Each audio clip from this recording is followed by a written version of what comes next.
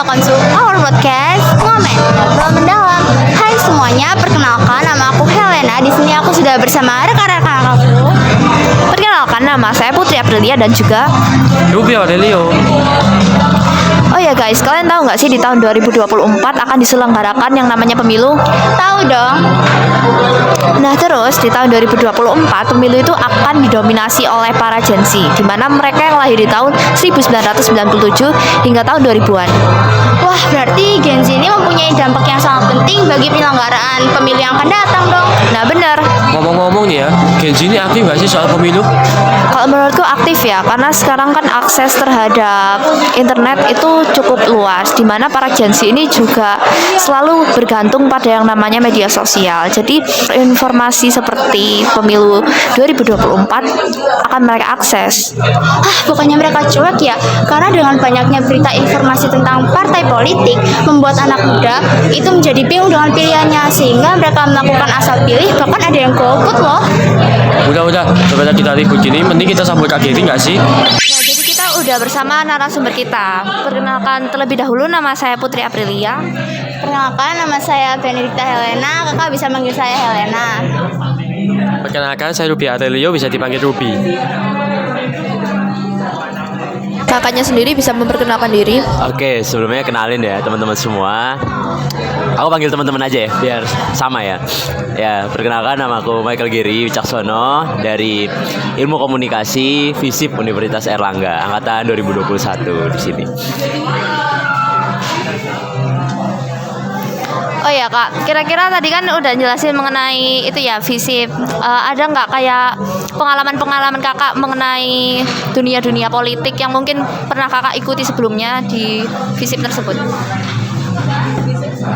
Oke, jadi sebelumnya ya, untuk sejauh ini terkait pengalaman dalam dunia politik itu sendiri, kemarin sempat terlibat dalam pemira atau pemilihan raya gitu. Jadi kayak mungkin itu sebuah miniatur dari pemilu gitu, di mana itu berguna untuk memilih anggota legislatif, dewan legislatif maupun eksekutif itu sendiri gitu. Kemarin pada semester 2 berkesempatan untuk menjadi salah satu calon dari anggota legislatif dari partai politik yang ada di ranah FISIP itu sendiri gitu. Itu untuk yang di bagian FISIP ya. Terus juga kalau sejauh ini kalau misalkan terkait yang di ranah universitas gitu ya, mungkin kayak sekarang juga sempat atau mungkin diamanahi menjabat sebagai Direktur Jenderal di bidang kaderisasi di BEM Universitas Airlangga gitu. Mungkin itu aja. Berarti kakaknya sekarang udah semester berapa? Oke, jadi kalau sekarang semester 5 ya. Jadi buat teman-teman mungkin ntar kalau ada yang tertarik ke Universitas Airlangga ataupun FISIP juga bisa kenalan sama teman-teman yang lain juga, ataupun nanti bisa memperdalam gitu, bisa mempelajari terkait FISIP Universitas Airlangga itu sendiri. Makasih kak. Nah kan kita juga di tahun depan itu bakal ada yang namanya pemilu di tahun 2024. Nah di mana pemilu di tahun 2024 itu sekarang mayoritasnya itu para Gen Z. Kira-kira menurut kakak sendiri bagaimana sih tingkat partisipasi para Gen Z ini di dalam pemilu yang akan datang? Oke, buat permasalahan partisipasi Gen Z ya dalam pesta demokrasi 2024 ini sebenarnya cukup signifikan ya, cukup penting ya gitu. Karena di sini kita perlu tahu ya, mungkin dari peningkatan demografi di Indonesia itu sekarang juga semakin banyak orang-orang mudanya gitu kan. Sehingga generasi muda ini perlu untuk memberikan partisipasi mereka dalam pesta demokrasi 2024 itu sendiri gitu. Karena nantinya gitu kan yang akan merasakan dampak dari hasil dari pesta demokrasi 2024 itu adalah teman-teman generasi Z itu sendiri gitu.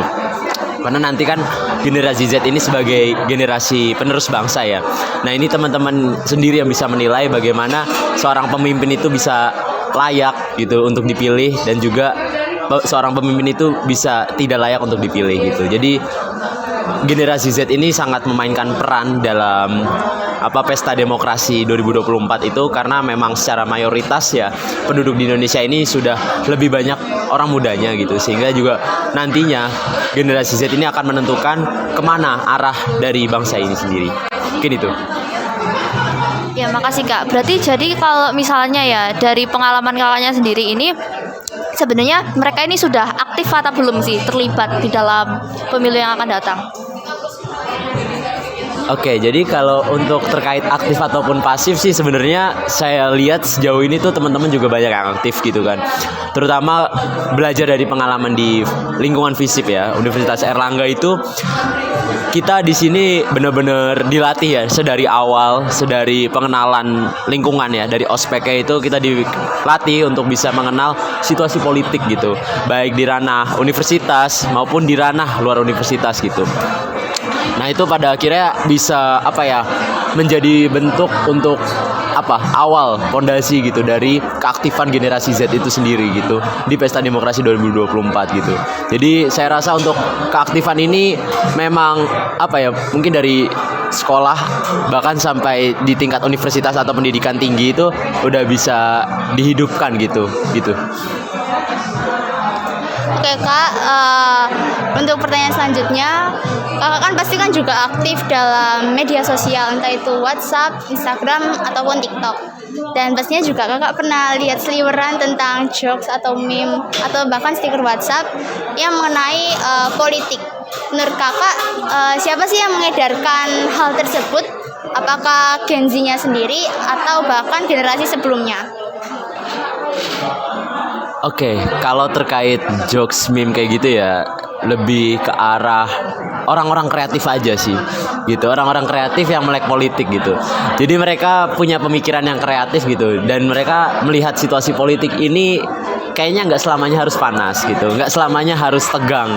Akhirnya dibuatlah meme, buatlah jokes gitu-gitu kan. Itu kan pada akhirnya kan karena memang dasarnya meme atau jokes itu adalah sebuah hiburan. Itu jadi kayak istilahnya intermezzo dari ketegangan yang ada gitu, dari ketegangan politik yang ada gitu. Jadi sebenarnya kalau terkait itu bisa meranah ke arah usia manapun gitu kan, baik dari usia yang mungkin sebelum generasi Z atau generasi Z itu sendiri gitu. Jadi yang pasti kalau saya lihat itu lebih ke arah orang-orang yang memang punya pemikiran kreatif gitu, tetapi mereka melek terhadap situasi politik gitu. Jadi mereka melihat bahwasanya ada peluang gitu untuk menciptakan kreativitas gitu kan, kreativitas yang akhirnya bisa menjadi bahan untuk hiburan gitulah untuk teman-teman ataupun masyarakat Indonesia itu sendiri gitu. Berarti menurut pandangan Kakak ini, kita sebagai anak muda melihat jokes-jokes kayak gitu, apa sih respon kita itu? Harusnya ikut mengedarkan atau joke aja? Oke, jadi kalau terkait partisipasi kita ya dalam maksudnya melihat ya atau mengamati meme atau jokes itu ya di terkait politik itu sebenarnya lebih ke arah, kalau buat saya pribadi jadi konsumsi pribadi aja gitu loh. Jadi kayak misalnya teman-teman kalau di sini melihat ada meme atau jokes yang berkaitan tentang politik, itu karena meme atau jokes itu esensinya adalah untuk hiburan. Jadi ya itu jadi buat bahan bercandaan aja gitu buat teman-teman sekalian gitu. Jadi nggak perlu ditanggapi serius kayak emang bener kayak gini, emang bener kayak gitu. Karena secara esensi pun sudah terlihat bahwa meme atau jokes itu hanya bahan hiburan aja, nggak lebih dari itu gitu kan. Jadi perlu diketahui kalau untuk terkait aksi yang perlu dilakukan sebagai generasi Z ya dalam melihat meme atau jokes itu lebih ke arah ya kalian perlu menikmati aja, kalian perlu melihat aja gitu, dan dijadikan hiburan aja gitu. Bahwasanya politik itu dinamis gitu, kadang bisa panas, kadang bisa santai gitu, dan itu adalah dinamikanya politik, dan ya itu harus bisa dihidupkan gitu. Karena kalau kalian melihatnya cuman panas doang ya kalian akhirnya ntar juga kebawahnya cuman emosi gitu kan, terus habis itu mungkin marah dan kawan-kawan gitu kan. Tapi kalau misalkan kalian bisa melihat dinamika di luar ketegangan politik itu, ada hiburannya, ada lucu-lucunya, ya itu jadi kayak mungkin sisi tersendiri lah dalam dunia politik itu sendiri gitu. Baik Kak, terima kasih jawabannya. Oh ya kak, biasanya kan kalau jokes-jokes itu kan ada yang positif dan negatif. Nah, misalnya kalau kita itu melihat jokesnya itu negatif, terus kita merasa wah ini kok kayaknya bener. Nah, kira-kira cara merubah pemikiran kayak gitu tuh gimana sih kak? Oke, sebenarnya kan emang kita sering lihat ya, maksudnya jokes-jokes yang mungkin niatnya menghibur, tapi malah jadinya hoax gitu kan, jadinya kesannya negatif gitu kan. Nah, kalau yang kayak gitu-gitu, pada akhirnya kan kita sebagai pengamat, sebagai netizennya ya, itu perlu melihat lebih dalam gitu, mengkaji lebih dalam aja gitu. Apakah tujuan dari meme atau jokes itu bertujuan untuk hiburan semata gitu, atau untuk membawa kepentingan tertentu gitu. Nah, itu kan bisa dilihat dari narasinya yang dibangun dalam meme atau jokes itu gitu. Terus juga misalnya postingan, terus habis itu ada captionnya. Nah, itu perlu dilihat juga, apakah captionnya itu memang cuman buat hiburan semata gitu kan, yang bercanda-bercanda, atau memang ada arah untuk membawa kepentingan tertentu gitu. Nah, kalau memang perlu kalau ada kepentingan tertentu yang dibawa, ya itu kita harus perlu melihat lagi lebih dalam, kayak ini benar nggak sesuai faktanya nggak gitu loh. Kita perlu melihat, maksudnya kan sekarang di mesin pencari itu kan baik Google, Mozilla Firefox, Safari, itu kan pasti kita bisa ngelihat akses apa aja gitu kan. Ya kita perlu melihat bahwasanya fakta di lapangan itu seperti apa gitu kan. Apakah sesuai dengan narasi yang dibangun? Kalaupun nggak sesuai, ya kita perlu memberikan klarifikasi gitu loh. Nggak perlu melihat atau menunggu orang lain gitu. Tapi kita perlu menjadi orang inisiator gitu. Kalau memang ada hal yang dirasa salah, karena belum tentu setiap orang merasakan hal yang sama gitu. Belum tentu semua orang mengamati dengan seksama gitu. Jadi kita perlu melihat dan juga meninjau gitu kan. Terus juga akhirnya kalau memang ada yang salah, itu mengklarifikasi gitu. Tetapi kalau memang hanya untuk hiburan semata, itu ya udah, kita nggak perlu ambil pusing, nggak perlu benar-benar berfokus, karena itu hanya sebuah jokes gitu. Jadi akhirnya kita hanya perlu membentuk opini yang akhirnya mendukung bahwasanya postingan itu hanya jokes, postingan itu hanya bercandaan, hanya untuk hiburan semata, nggak lebih dari itu gitu. Oke, jadi kalau misalnya jokes ini yang negatif terus kita bawa terus-terusan, nah pada akhirnya kan kita tahun depan aku mending golput aja lah daripada milih. Nah, kira-kira golput itu dampaknya apa sih kak? Dampak dari golput ya, sebenarnya golput itu pendapat opini orang-orang tuh pasti beda-beda ya terkait golput. Ada yang bilang kayak golput itu ya salah satu partisipasi politik. Tapi ada juga yang bilang golput itu bukan partisipasi politik gitu. Tapi kalau dari saya pribadi, golput itu bukan merupakan partisipasi politik gitu. Partisipasi politik itu ya ketika kalian bisa memberikan suara kalian gitu kan. Ketika kalian bisa melaksanakan pemilu sesuai dengan asas yang ada gitu kan. Lu berjurdil gitu. Jadi lebih ke arah kalau dampaknya ya di Indonesia itu sendiri ketika golput itu terjadi gitu, dan apalagi banyak yang melakukannya di kalangan generasi Z ya, karena generasi Z seperti yang udah dijelasin tadi adalah generasi penentu gitu kemana arah bangsa ini gitu kan. Nah, itu ketika generasi Z banyak yang melakukan golput, itu nantinya akan membuat kesalahan dalam arah gerak bangsa itu sendiri gitu. Kayak misalkan kita tuh pengen bangsa ini lebih maju gitu kan. Akhirnya kita perlu melihat, kita perlu terjun juga gitu, ngelihat siapa sih pemimpin yang memang punya visi misi yang jelas untuk bisa membawa bangsa ke arah yang lebih maju gitu, dengan program kerjanya gitu, dengan kemampuannya dan lain-lain. Nah, itu ketika kita akhirnya golput, kita berusaha untuk apatis gitu terhadap situasi yang ada, kayak ya udahlah pemimpinnya siapa aja saya ikut gitu. Ternyata ketika pemimpinnya yang terpilih itu salah, itu kan juga akhirnya menjadi dampak yang merugikan untuk negara kita gitu. Jadi itu ya, maksudnya dampak golput itu sangat besar gitu, karena arah bangsa itu menjadi positif atau malah mundur ke belakang gitu, atau malah stagnan di situ-situ aja, itu ya tergantung dari bagaimana sikap kita, partisipasi kita dalam dunia politik, terutama menyongsong di Pesta Demokrasi 2024 itu sendiri gitu. Terima kasih ya kak untuk jawabannya ya. Nah, terus kan tadi juga ngomongin tentang golput ya. Terus sebenarnya apa sih upaya yang bisa dilakukan para Gen Z ini agar dapat meminimalisir namanya golput itu? Berkaitan juga kalau misalnya sekolah itu kan berperan penting ya di dalam perkembangan para Gen Z ini terhadap pemilu yang akan datang. Nah, kira-kira upayanya itu seperti apa? Oke, kalau upaya untuk mencegah golput itu yang pasti ya, yang perlu kita lakukan itu mulailah dari diri sendiri. Kita nggak bisa memaksakan orang lain buat nggak golput kalau diri kita sendiri aja masih nggak peduli dengan hal itu gitu loh. Nah, pada akhirnya yang bisa menjadi inisiator ya diri kita sendiri. Gimana kita mengajak diri kita untuk bisa melakukan partisipasi politik secara aktif gitu. Ketika kita memberikan partisipasi politik secara aktif, nantinya orang-orang juga akan bisa melihat dan akhirnya terpengaruh gitu. Jadilah seorang inisiator gitu. Jadilah seorang yang bisa memberikan tindakan yang seharusnya dilakukan gitu. Kita nggak perlu mengajak, menghimbau gitu kan. Cukup memberikan aksi gitu. Bukan dengan ucapan, tapi kita kasih aja kayak buktinya apa sih gitu. Aku juga nyoblos gitu, aku milih kok gitu. Nah itu kan nantinya dengan kita memulai dari diri kita gitu kan, kita bisa memamerkan ataupun memperlihatkan gitu kan aktivitas bahwasanya oh aku loh udah melakukan partisipasi politik, yuk teman-teman. Nah itu akhirnya dengan udah dimulai dari diri sendiri, baru mulai mengajak teman-teman, orang-orang terdekat ataupun masyarakat Indonesia gitu, baik di media sosial yang punya kemampuan dalam menyebarkan berita ataupun informasi gitu kan secara cepat dan masif gitu. Nah nanti setelah mengajak barulah kita bisa akhirnya memberikan mungkin statement, kita bisa memberikan pandangan gitu kan terhadap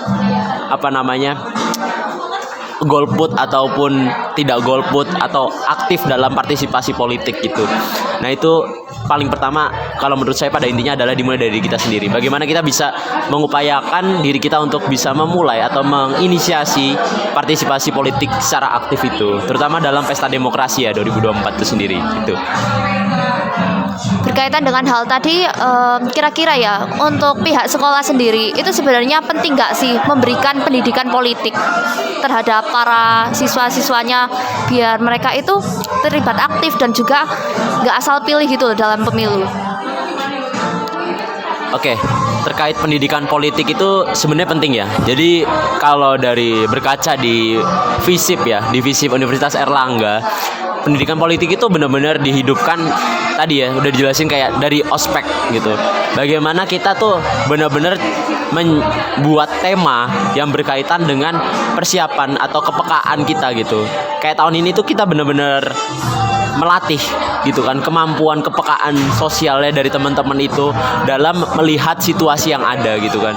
Terus juga nantinya dengan kepekaan sosial itu kan bisa dilatih untuk melihat situasi politik yang ada gitu kan.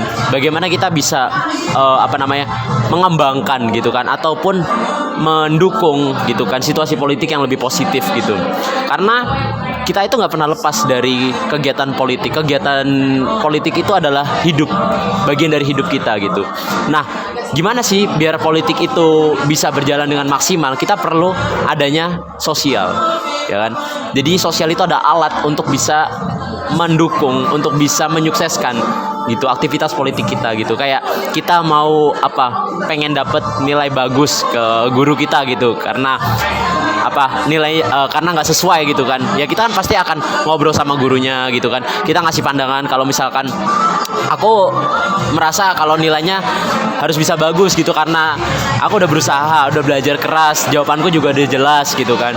Nah itu kan pada akhirnya kita juga berpolitik di situ, bagaimana kita berusaha untuk menggoalskan menyetujui gitu, membuat guru kita tuh setuju, oh ya udah kamu berhak dapat nilai bagus gitu kan.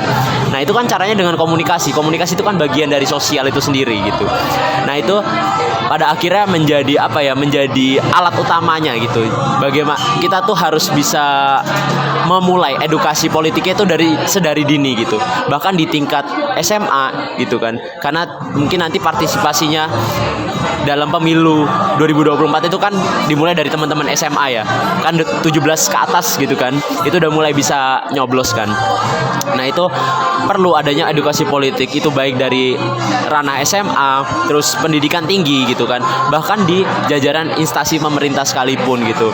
Karena edukasi politik ini memang menjadi pondasinya gitu kan dalam berkegiatan politik gitu. Politik taktis itu kan politik secara prakteknya gitu. Nah itu bisa berjalan dengan maksimal dengan cara kita harus mempelajari dulu gitu. Kita mau mempraktekkan sesuatu kalau nggak belajar itu bisa sukses atau enggak dilihat dari mana gitu kan. Makanya itu perlu perlu adanya pondasi edukasi politik itu sendiri, dan itu juga harus ditanamkan sedari dini gitu, sedari lapisan paling kecilnya gitu kan. Umur yang paling batas minimalnya itu perlu diberikan edukasi politik itu sendiri gitu, bahkan sampai yang di tingkat paling tua sekalipun gitu. Mungkin itu. Nah, menurut kakak, berarti anak muda itu pastinya itu aktif dalam, ada sebagian aktif, ada yang pasif juga, dan dia itu pastinya butuh bimbingan untuk arahan untuk memilih capres. Menurut kakak, kriteria calon presiden yang tepat untuk memimpin negara dengan baik itu bagaimana? Oke, kalau dilihat dari kriteria ya, kalau berbicara kriteria itu sangat relatif gitu. Jadi menurut saya itu bisa A, menurut teman-teman bisa B, C, D gitu. Tapi kalau dari saya pribadi, kriteria paling utama adalah visi misi yang dibawakan gitu. Mungkin teman-teman tahu ya, kemarin sempat ada acara gitu kan di UGM itu yang mengundang 3 bakal calon presiden ya. Nah di situ teman-teman bisa melihat gitu visi misi apa yang dibawakan oleh orang-orang ini gitu kan. Yang pasti kalau menurut saya pribadi adalah visi misi yang paling bisa relevan dengan masyarakat, yang bisa membangun masyarakat gitu. Kenapa? Karena ya tujuannya menjadi seorang nomor 1 di Indonesia itu adalah menyejahterakan masyarakatnya itu sendiri gitu. Jadi perlu dilihat visi misi apa yang paling relevan gitu, yang paling bisa menyentuh ranah masyarakat itu sendiri. Bukan hanya dengan ekspektasi gitu, bukan hanya dengan mengawang yang terlalu tinggi gitu, tetapi harus bisa yang benar-benar ya realistis kondisi masyarakat kita seperti apa gitu. Nah itu kita perlu melihat dari visi misi. Nah dari visi misi udah, kita perlu melihat tentang apa? Tentang program kerjanya. Program kerja apa yang relevan dengan situasi masyarakat gitu, dengan situasi yang ada di dunia internasional juga gitu. Apakah itu menguntungkan posisi kita di Indonesia gitu kan, sebagai negara, salah satu negara di dunia atau enggak gitu. Nah itu juga perlu dipertimbangkan gitu. Nah setelah program kerja, yang pasti adalah rekam jejak gitu. Teman-teman perlu melihat rekam jejak dari orang-orang ini gitu. Apakah mereka memang memberikan janji itu sesuai dengan perilakunya, sesuai dengan tindakannya di masa lalu atau enggak gitu. Itu bisa kita perlu melihat gitu, karena rekam jejak ini menjadi bukti gitu kan, bukti bahwasanya orang ini sudah terpercaya, orang ini sudah dinyatakan berkualitas lah gitu intinya. Nah itu perlu dilihat rekam jejaknya, apakah dia memang memberikan janji misalnya menyejahterakan masyarakat dengan memberikan A, B, C, D, E gitu. Apakah sesuai dengan tindakannya dia di masa lalu atau malah berkelainan gitu atau beda gitu. Nah itu juga bisa dilihat dengan apa? Teman-teman bisa lihat dari internet gitu kan, dari dari lingkungan sekitar teman-teman gitu.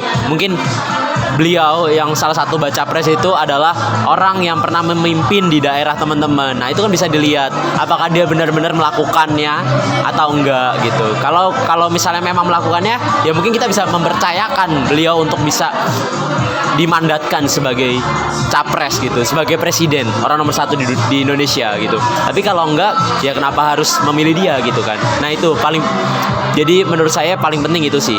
Dan yang pasti seorang calon presiden ataupun seorang calon pemimpin, baik capres ataupun cawapres, itu harus bisa mengutamakan 3 hal. Yang pertama kerja keras, terus yang kedua itu kerja cerdas, dan yang terakhir itu adalah kerja ikhlas gitu. Ini adalah salah satu edukasi kutipan yang saya dapatkan dari salah satu politikus gitu. Jadi ini benar-benar bermanfaat, dan itu menjadi istilahnya fondasi saya dalam melihat capres mana yang bisa saya dukung untuk nanti di Pesta Demokrasi 2024 itu sendiri gitu. Nah, mengenai terkaitnya visi misi, aku kan pernah lihat tuh visi misi para capres partai yang berbeda di media sosial. Entah itu hoax atau enggak, apakah kita langsung bisa percaya itu visi misi mereka? Oke, nah ini balik lagi ya. Ketika berbicara tentang visi misi, kita perlu melihat visi misi beliau, ya kan, dengan program kerjanya sebagai istilahnya realisasi dari visi misinya itu, apakah sesuai atau enggak? Ya kita lihat lagi ke rekam jejaknya, gitu kan.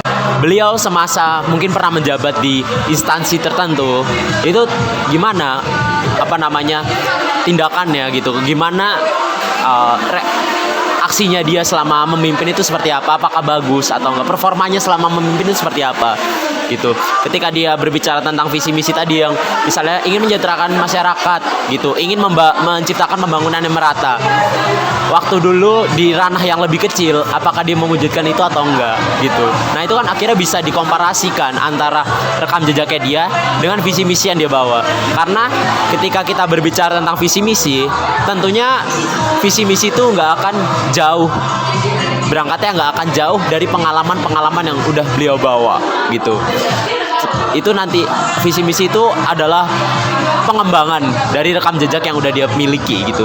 Ketika dia berbicara tentang pengembangan masyarakat atau misalnya penyejahteraan masyarakat, ya pasti dia harusnya sudah punya pengalaman gitu, bagaimana dia bisa menyejahterakan masyarakat gitu kan. Nah itu nantinya ketika berbicara tentang visi misi di capres ataupun di cawapres yang sekarang gitu kan, itu adalah pengembangan dari rekam jejak yang ada gitu. Misalnya dulu dia bekerja untuk menyejahterakan masyarakat dalam tingkat provinsi gitu. Nah, terus habis itu dia melanjutkan di visi misinya menyejahterakan masyarakat dalam tingkat negara gitu. Dan juga dengan pengembangan yang lebih beragam, dengan program kerja yang lebih optimal gitu, lebih mendalam gitu kan. Nah, itu pada akhirnya kan kita bisa melihat dengan hal itu apakah mereka itu sesuai atau enggak gitu. Jadi visi misi itu enggak semata-mata dibangun dengan ngawang menurut imajinasi gitu, tapi pasti akan berkaca dari rekam jejak yang ada di masa lalunya gitu. Apakah dia punya pengalaman yang relevan gitu kan, dan kendalanya di masa lalu apa gitu, sehingga ketika dia punya posisi yang lebih tinggi, posisi yang lebih memungkinkan dia untuk mewadahi kekurangan yang di masa lalu, itu akhirnya dia mencantumkan keinginan-keinginan tersebut di visi misi yang dia bawa saat ini gitu. Jadi itu penting sih kalau misalkan berkaca maksudnya visi misinya itu, ya kita bisa melihat dari rekam jejaknya gitu. Karena yang pasti visi misi itu nggak akan berangkat jauh dari pengalamannya dia di masa lalu gitu. Oh ya kak, kita kan tadi udah ngobrol-ngobrol tentang pemilu nih. Nah, kira-kira harapan kakak buat Gen Z itu apa sih untuk pemilu tahun depan? Oke, untuk harapannya jelas ya, semoga teman-teman generasi Z itu bisa benar-benar berpartisipasi secara aktif ya. Karena ya jelas arah bangsa kita di 5 tahun ke depan itu akan ditentukan oleh generasi Z. Karena generasi Z itu adalah kaum mayoritas dalam pemilih di tahun 2024 nanti gitu. Jadi teman-teman generasi Z, ayo kita sadar, kita bangun kesadaran kita dalam memberikan partisipasi politik gitu kan, secara aktif sebagai pemilih aja, nggak perlu sebagai pelaku, tetapi sebagai pemilih gitu kan, untuk bisa nantinya mendukung arah gerak bangsa Indonesia itu ke arah yang lebih positif, ke arah yang lebih baik. Kita semua pasti pengen negara Indonesia menjadi negara yang lebih maju, lebih berkembang, lebih dilihat oleh dunia internasional. Jadi mari kita wujudkan dengan mulai dari diri kita, yaitu partisipasi politik secara aktif itu sendiri gitu. Untuk pertanyaan terakhir nih kak, apa sih pesan dan kesan kakak dalam podcast hari ini, obrolan hari ini? Oke, sebenarnya dari awal saya cukup senang ya, karena berbicara tentang politik itu karena saya juga berkecimpung dalam FISIP ya, yang dimana politik itu cukup sering dilihat atau sering dilakukan gitu kan. Saya senang dari teman-teman di SMA saja sudah mulai menghidupkan partisipasi politik, mulai mengangkat isu terkait politik itu sendiri gitu. Jadi ya besar harapannya kegiatan ataupun maksudnya pembahasan terkait politik ini nggak berhenti di podcast ini aja, tapi bisa berlanjut gitu dalam aktivitas teman-teman gitu nanti ke depannya, ataupun terutama dalam menyongsong Pesta Demokrasi 2024 itu sendiri gitu. Makasih Kak atas jawabannya. Nah, jadi kesimpulannya sendiri, kita itu harus memiliki yang namanya kesadaran diri untuk memanfaatkan hak kita di dalam pemilu yang akan datang. Agar apa? Agar orang-orang yang tidak bertanggung jawab itu tidak bisa menyalahgunakan hak kita tersebut. Agar nanti kedepannya juga pemimpin yang ada di negeri ini, pemimpin yang jujur dan juga pro terhadap masyarakat sendiri, dan juga tidak mementingkan egonya sendiri. Nah, terima kasih juga untuk Kak Michael Gary yang sudah mau berpartisipasi di dalam podcast kita hari ini. Jangan lupa untuk like, Comment. And share. bye-bye.